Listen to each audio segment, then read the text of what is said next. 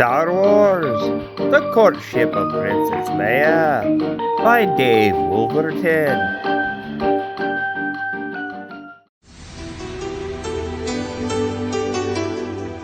The story begins with Han Solo, who has been aboard the Mon Calamari cruiser, the Mon Remanda, whose mission has been to seek out hidden Imperial fortresses.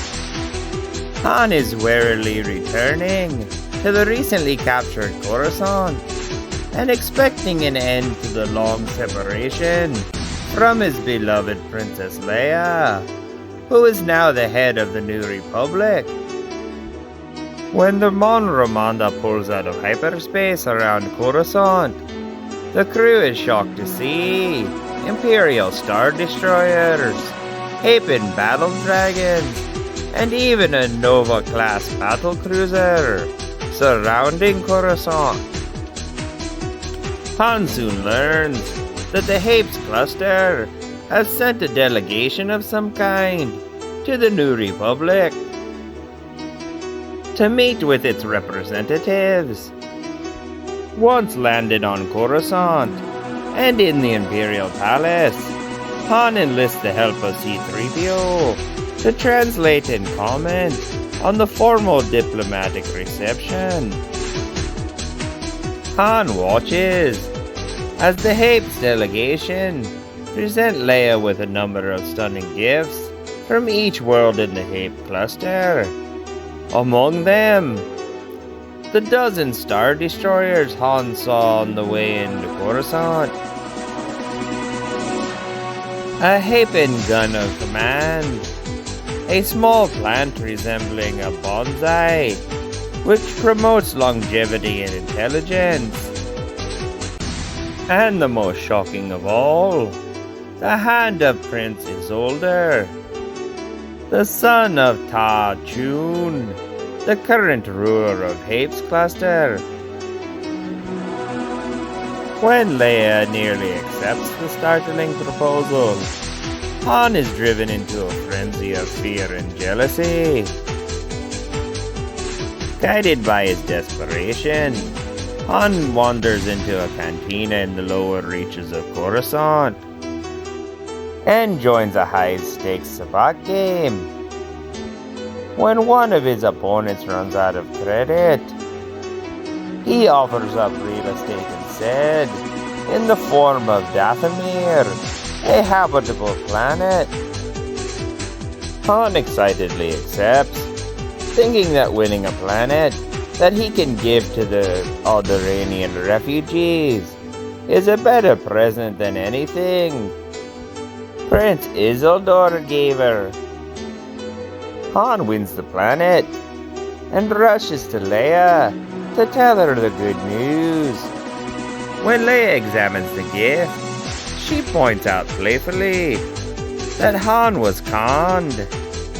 Dathomir is in the section of space controlled by Sizinj, an Imperial admiral who broke away from the remnant of the Empire to ruthlessly take over a portion of the Outer Rim for himself. Han is devastated, and it gets worse for Han when Isildur insults the Millennium Falcon and offers Han a Nova battlecruiser if he abandons his quest to win Leia's heart. This pushes Han to the edge. He abducts Leia using the gun of command and flees with her and Chewbacca aboard his recently refitted Millennium Falcon to Dathomir. Upon hearing of the abduction, Prince Isildur pursues Han in his Hapen battle dragon and arrives on Dathomir shortly after Solo does. Despite Solo's head start, Isildur was able to track Han with the assistance of Jedi Master Luke Skywalker, who had returned from his mission to Tula, having found only a despoiled Jedi archive. Luke offered his assistance in order to make sure Isildur didn't do anything too rash to Han. Luke's help included using the Force to navigate a shorter but safe path through hyperspace, shaving time off their conventional routes. When the battle dragon arrived at Dathomir, Luke and Isildur discovered Zinj had totally laid claim to Dathomir. By establishing in the planet's orbit the Iron Fist, a number of capital ships, and the complete orbital shipyard Han had hunted for so long. By this time, the Millennium Falcon had been forced to land at Dathomir itself, where it was captured by Imperial garrison. Zinj had marooned on the surface years ago. Isildur immediately sets out on his mighty starfighter, accompanied by Luke's X-Wing, while the Hapen fleet provides cover fire before they leave to inform the New Republic, the Imperial Remnant, and the Hapes Consortium of the whereabouts of Zinj, which had long been unknown. On the surface, Isildur and Luke discover the remnant of a Starborn Jedi training academy, the Chuanther. Luke remembers having seen recordings of Yoda and a number of other Jedi Knights failing to retrieve the library of the Chuanther due to interference by the witches of Dathomir. Despite their intentions, the best the other Jedi had been able to do was seal the vessel thoroughly. So thoroughly that only centuries later, the first intruder would need a lightsaber to break in. While attempting to get access to the ship, Luke is captured by a Dathomir witch. Luke and Isildur, who was also captured only moments earlier, are taken to her village. Meanwhile, Zinj has learned that Han Solo is on Dathomir and offers an ultimatum to the head of the Night Sisters, Jeth Zurian. If the Night Sisters will capture Han Solo and release him to Zinj to torture and execute as he sees fit, Zinj will reward them with a shuttle so they can leave the planet. However, if they do not comply, he will keep his night cloak intact. The night cloak is an interconnected network of geostationary satellites which reflect all solar emissions back into space and will slowly freeze Dathomir until no life can continue to survive. Han and Leia soon infiltrate the Imperial garrison to steal the Falcon, but are captured by Jeth Zurian and the Night Sisters, who betray the Imperials and kill them all, and almost kill Han and Leia, if not for Luke flying in the Millennium Falcon, using the Force to control the whole ship. Luke Skywalker was able to free himself from the Night Sisters because one of them, Tenennial Dejo, fell in love with Luke, and when Luke did not reciprocate, fell in love with Isildur. Luke picks up his friends, and the Falcon flies out of orbit, straight in the middle of the Battle of Dathomir. The New Republic and Hapens have come to take Zinj out of power. Han Solo allows the Iron Fist to acquire the Falcon with a tractor beam. Once he is within the deflector shields, he breaks free of the beam lock and pilots his ship over the superstructure of the gigantic vessel. Once in front of the main bridge, he launches 2 concussion missiles, which destroy the bridge and kill Singe, and knock out the vessel's vertical shields.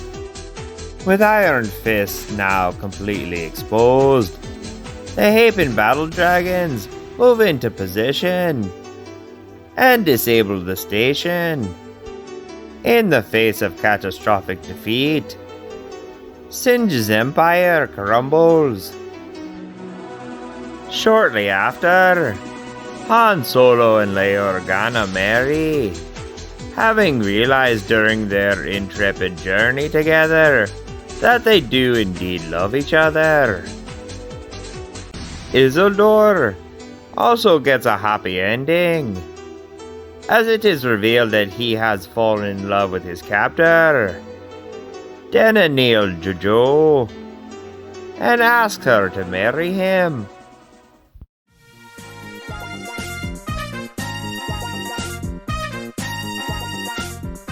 I thought The Courtship of Princess Leia was an okay book. For those of you wondering, it takes place 8 years after the Battle of Yavin and 4 years after the Battle of Endor. The Courtship of Princess Leia introduces us to a lot of characters that become important later on in the series, like the Night Sisters, who pop up all over Star Wars canon. Least not being the place that Darth Sidious got Darth Maul, the Hapes Constorium, which plays a huge role once the Jedi twins are at the Jedi Academy. And of course, Han and Leia get married. The Courtship of Princess Leia is an okay story with a lot of good ideas. And later on in the series, other writers take those ideas and do great things with them. Let's see what Monty has to say about it. Well, Mr. Lott, my "that's not Star Wars" moment is how Luke Skywalker became Captain Kirk in this story. But the thing that sticks out most about this story is something you completely glossed over in that summary. When Han Solo kidnapped Princess Leia, creepy in of itself, he used a gun called the Gun of Command, which is essentially a mind control gun. None of that sounds very heroic to me. But Leia's only mad about it for about 5 minutes of the story, so why should I be mad about it? Other than that, this is the kind of book you want to read if you're stuck in a foreign airport and this is the only book in the discount rack printed in English. That's high praise, Monty. But were you trying to hashtag me too, Han Solo? Now, let's get on with our grading. With that review, I was not expecting a C from you, Monty, and I gave it a C+. I liked it a little more than True said Baccarat. Now get out of here, I've got reading to do.